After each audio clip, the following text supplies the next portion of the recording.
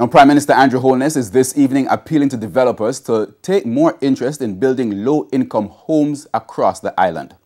Mr. Holness was speaking at the groundbreaking ceremony of the Hambani Estate in Kingston on Saturday, while lauding the developers for investing in the country's in the construction industry. Mr. Holness said he had to address a long-standing issue. Need to pay attention to not just one segment of the housing market. You need to pay attention to all segments, in particular the affordable housing and low-income housing segment.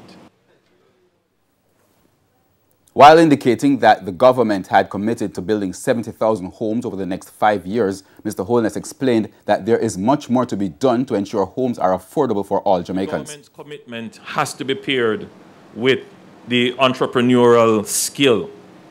And so we want to invite the private sector to pay more attention to the element of the housing market, that segment of the housing market, that it's either low income, affordable income, or young professionals. They're going to need housing solutions that are affordable. They're not going to be luxurious.